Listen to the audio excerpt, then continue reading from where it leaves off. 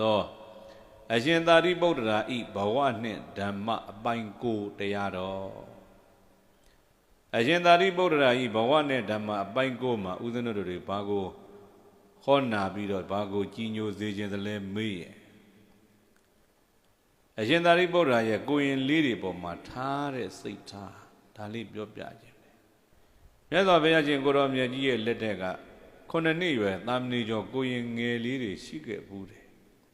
ရှိခဲ့ဘူးတဲ့ကိုရင်လေးတွေတော်တော်များများရှင်သာရိပုတ္တရာနဲ့မကင်းကြဘူးဥမာယာဟုလာမြတ်စွာဘုရားရှင်ကိုရောမြတ်ကြီးရဲ့သားတော်ယာဟုလာ9နှစ်အရွယ်မှာကိုရင်ဝတ်တယ်ကိုရင်ဝတ်တဲ့နေရာမှာရှင်သာရိပုတ္တရာကြီးကဥပိ္ပဇေနေရာကနေသူနေပေးတယ်နောက်တက်ကဒီကိုရင်လေးနဲ့ဆက်ဆက်တဲ့သူတို့အရှင်သာရိပုတ္တရာကြီးနဲ့ပြည်တယ်ရှင်သာရိပုတ္တရာမထေရနဲ့ဒီယာဟုလာကိုရင်လေးလို့ဆက်ဆက်နေတဲ့တုတ်တန်တွေဝတ္ထုတွေလည်းဦးဇင်းတို့ပိဋကတ်မှာအများကြီးရှိတယ်နောက်တက်ကဒုက္ခသမဏေသူ့ရဲ့ဥပိ္ပဇေဟာရှင်သာရိပုတ္တရာပဲတန်ကိစ္စသမဏေလေးစောင့်ရှောက်တာလည်းပဲအရှင်သာရိပုတ္တရာကြီးပဲနောက်တကသာဝဋ္ဌိပြီတထေတူရဲ့အိမ်မှာသားလေးတူဖွာတယ်သားလေးရဲ့နာမည်ကပန္တိတာအဲ့ဒီအိမ်မှာလဲရှင်သာရိပုတ္တရာကမကြကြွတော့ရှင်သာရိပုတ္တရာယဉ်နေတဲ့တရားဓမ္မတွေဖြစ်ကြတော်ပြောရရင်အဲ့ဒီကိုရင်လေးပြိဿအဲ့ဒီကလေးလေး9နှစ်သားရွယ်ရောက်တော့ရှင်သာရိပုတ္တရာကြီးတန်ကိုရင်ဝှချင်စိတ်ပေါက်တယ်မိဘနှစ်ပါးကလည်းပြိဿရှင်သာရိပုတ္တရာကြီးလျှောက်ထားတော့ရှင်သာရိပုတ္တရာကြီးကခွင့်ပြုတဲ့အခါကြီးပြူပဲတဲ့ကိုရင်သားငယ်လေးကိုပြိဿအဲ့ဒါရှင်သာရိပုတ္တရာထံပို့ပြီးတော့ကိုရင်ဝှပေးကြတယ်ဗျာသာသနာအမွေခံတယ်ဆိုတာပြိဿစွန့်လို့ရတဲ့တတ္တိကိုသားလေးကိုသာသနာပေါင်းသွင်းလိုက်ငါသားမဟုတ်တော့ဘူးဖယားရဲ့သားဖြစ်သွားပြီဒီလိုစွန့်လို့ရတဲ့တတ္တိဟာအဓိကအရေးကြီးဆုံးဗราဏအချက်ပဲအဲ့တော့ပြိဿပန္တိတာလို့ခေါ်တဲ့ကလေးလေးဟာပန္တိတာသမဏေလို့ဒီလိုဖြစ်တာပေါ့အဲ့ဒီကိုရင်လေးနဲ့အရှင်သာရိပုတ္တရာတူတူနေလာကြတယ်ဟိုကလည်းတတ္တိဝိဟာရိကတပည့်ဆိုတော့ရှင်သာရိပုတ္တရာရဲ့အနိမှာဟာကိုရင်လေးရဲ့ဓာန်အနုနာခံတယ်အရှင်သာရိပုတ္တရာကြီးကမေးသမျှကုံဖြေပေါ့နဲ့တရားလေးတွေပြောပြကိုရင်လေးရဲ့နားထဲမှာလည်းတဖြည်းဖြည်းနဲ့တရားလေးတွေတော်တော်လေးရလာတယ်တရားတော်ဆုံးခံထွက်ကြတယ်မြို့ပေါ်မဟုတ်ဘဲနဲ့မြို့ရဲ့အပြင်ဘက်တောဆက်ကလေးတွေဖြတ်ပြီးလေယာမြေတွေဖြတ်ပြီးဆုံးခံထွက်ရှင်သာရိပုတ္တရာကြီးကရှေ့ကပန္တိတာသမဏေလေးကနောက်ကမှတ်ပြီးတော့ကြည်ညိုကြည့်ကိုရင်လေးကမေးတယ်ရှင်ဘုရားဟိုလူကြီးတွေဘာလုပ်နေတော့ဟဲ့ကိုရင်ဘယ်လူကြီးတွေလဲကွာဟိုမှာဘုရားကြောင်ကြီးတွေကြိုက်ပေါက်ပြားကြီးတွေနဲ့ဘာလုပ်ကြကိုရင်အဲ့လူတွေမြောင်းဖောက်တယ်ဆိုတာဘာလုပ်တာတော့ရှင်ကိုရင်ကလည်းမြောင်းဖောက်တယ်ဆိုတာသူတို့ရေတွေကိုတွယ်ကြတာရေတွေဘဲတွယ်မှာတော့ဟဲ့သူတို့လိုတဲ့နေရာလေယာမြေမရောက်အောင်တွယ်ကြမယ်ပေါ့ရေကကိုလိုတဲ့နေရာကိုတွယ်ယူလို့ရသလား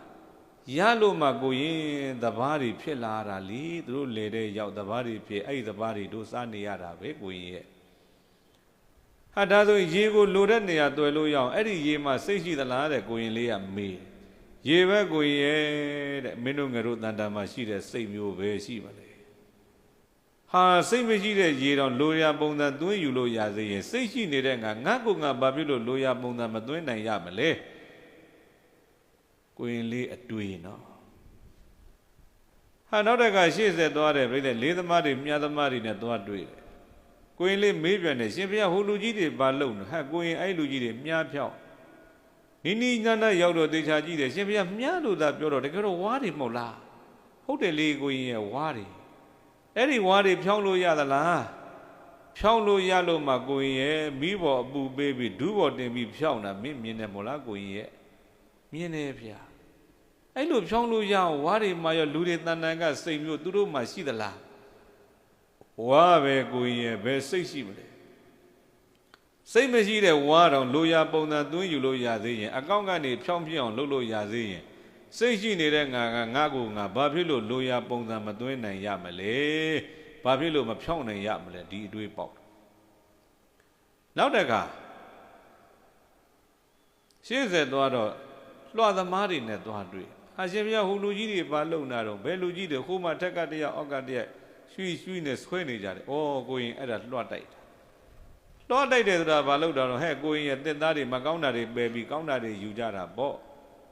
ကောင်းတာတွေယူပြီးဘာလို့ကြမလဲဟဲ့ကိုရင်သူတို့လိုရာပုံစံသွင်းကြမှာပေါ့ကိုရင်ရဲ့ဟာတစ်သားကလိုရာပုံစံသွင်းလို့ရသလားရလို့မှသပွဲတို့ကလက်ထိုင်းတို့ဘီယိုတို့ဖြစ်ကြရတာပေါ့ဟာဒါဆိုရင်ရှင်ဘုရားရဲ့အဲ့ဒီတစ်သားတွေမှာရောလူတွေတန်တန်ကစိတ်မျိုးရှိသလားတစ်သားပဲကိုရင်ရဲ့ဘယ်စိတ်ရှိမလဲစိတ်မရှိတဲ့တစ်သားတော်လိုရာပုံစံသွင်းယူလို့ရသေးရဲ့စိတ်ရှိနေတဲ့ငါငတ်ကောင်ကဘာဖြစ်လို့လိုရာပုံစံမသွင်းနိုင်ရမလဲကိုရင်လေးဒီလိုတွေးတမ္မာသင်္ကပ္ပလို့ခေါ်ပါတယ်သူတော်ကောင်းတို့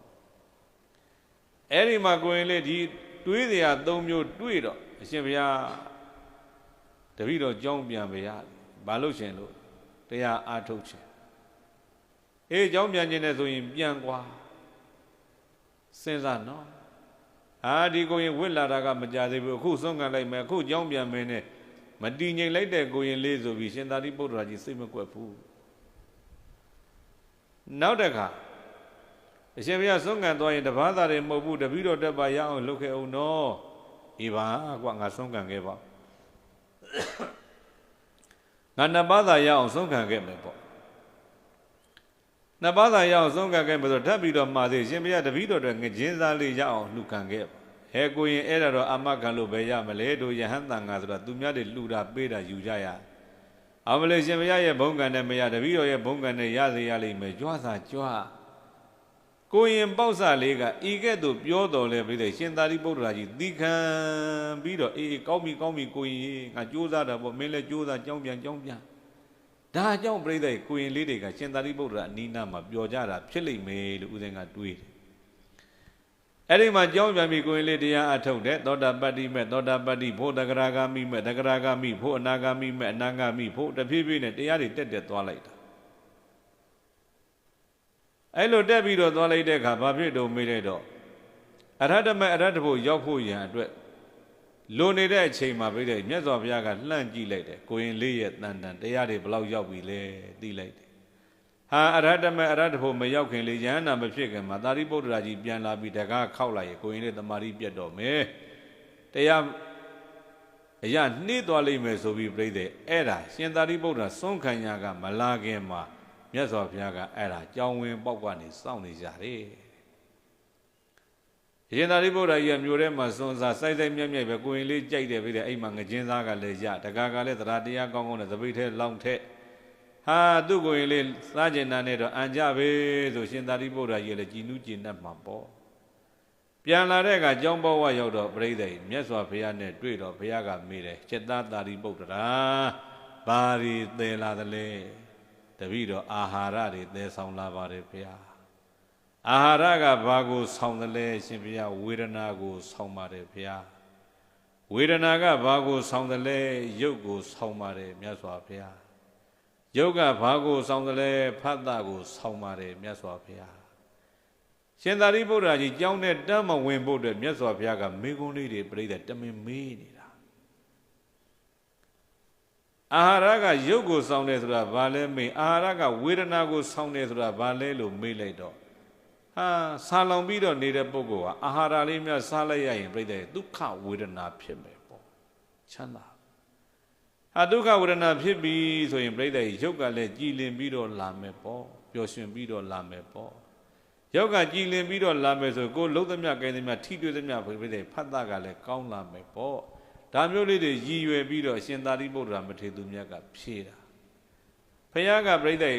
တမင်သက်ကိုလှည့်ပြီးတော့မေးရင်းနဲ့ပြိဿနောက်ကိုရင်လေးကိုလှမ်းကြည့်တော့အသောကင်းกว่าတဲ့ယဟန္တာကြီးဖြစ်သွားတယ်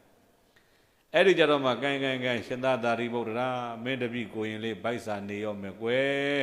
သွားဆွန်းလေးပါလေးကျွေးလိုက်အောင်ဆိုတော့မှရှင်သာရိပုတ္တရာကြီးကဆွန်းကျွေးအဲ့ဒီမှာကိုရင်လေးပြိဿတရားလို့အားထုတ်သွားတာဘာလို့တလဲမေးရင်သူ့ရဲ့စိတ်ကိုသူဆုံးမပြီးတော့သွားတာတဲ့လမ်းမှာတွေ့ခဲ့တဲ့ဟာတွေကိုတရားဖြစ်နေပြိဿရှုမှတ်သွားတာတဲ့ဥရကံဤနယန္တိနိတိကဥတုကာရနမယန္တိတေဇနံဒါရုံနမယန္တိတစ္ဆကအတ္တနာဓမ္မယန္တိပန္တိတာ နေတိကရေကိုသွေညလေသမားတို့သည်ဥရကရေကိုနယံဒီမိမိတို့ရဲ့လေယာမြေသို့မရောက်ရောက်အောင်သွေဆောင်ကြလေကုန်၏ဥဒုကာရလေးသမားတို့သည်ဒေသနာမြာကိုနမယံဒီအကောက်ကနေအဖြောင့်ဖြစ်အောင်ပြုလုပ်နိုင်ကြလေကုန်၏ဒေဇကလက်သမားဆရာတို့သည်ဒါရုံတေသကိုနမယံဒီအကောက်ကနေအဖြောင့်ကနေအကောက်ဖြစ်အောင်ပြုလုပ်နိုင်ကြလေကုန်၏ပန္တိတာခေါ်တွင်ပညာရှင်တွေကတော့အတ္တနမိမိတို့ရဲ့စိတ်တန်စိတ်ကိုဓမ္မယံဒီလက်သမားကိုနီးယူမြားเสียကိုမိလေသိရွေသမားကိုအာကြတရားဓမ္မကြိုးကုတ်သမ္မာပရံဝရိယထုတ်တဲ့ဖြင့်မိမိရဲ့စိတ်ကိုယဉ်ကျေးအောင်ဆုံးမတော်မူကြလေကုန်သတည်းအဲကြောင့်တရားချစ်ခင်သူတော်စင်အားလုံးတို့အရှင်သာရိပုတ္တရာရဲ့ဘဝနဲ့ဓမ္မအပိုင်း9မှာဗာပြောပြကြတယ်လဲမြင်တော့ပန္တိတသာမဏေလေးရှင်သာရိပုတ္တရာစောင့်ရှောက်ပြီးတော့ပန္တိတသာမဏေလေးရဲ့တရားအထုတ်ပုံကိုပြောပြပါတယ်ပန္တိတသာမဏေလေးတရားအထုတ်တာဘာလို့တယ်လဲမင်းကိုယ်စိတ်ကိုပဲထိန်းတော်တာပါအဲဒါကြောင့်တရားချစ်ခင်သူတော်စင်များလဲမိမိရဲ့စိတ်ကိုထိန်းပြီးတော့မိမိတို့ရည်မှန်းတဲ့ဘဝတည်းဟူသောထက်စခန်းတက်လန့်နိုင်ကြတဲ့သူတော်ကောင်းများဖြစ်ကြပါစေလို့ဆုတောင်းပေးရင်းနဲ့ပဲဒေသနာဏိဂုံကမ္ဘာဖုံးကြပါစို့ဤမန္တမဒေသနာဤတရားဒေသနာတော်ကိုသုတ္တဝါနာကြားနာရပြီးတော့မှဒုံမေတရားကိုချစ်ခင်စိတ်ကောင်းဝင်ကြကုန်သောသင်္သူတော်ကောင်းပေါင်းတို့မှာဒုံမေကံလမ်းမနီမခရီးမကိုဝိဝုစေတဝါရှောင်ရှားနိုင်ကြကုန်သည်ဖြစ်၍ဒုံမေကံလမ်းမနီမခရီးမှန်ကိုဥဆုံးဖြောင်းဖြောင်းမတ်မှန်ယန္တုကောင်းစွာမသွေလိုက်သွားနိုင်ကြပါစေကုန်သတည်း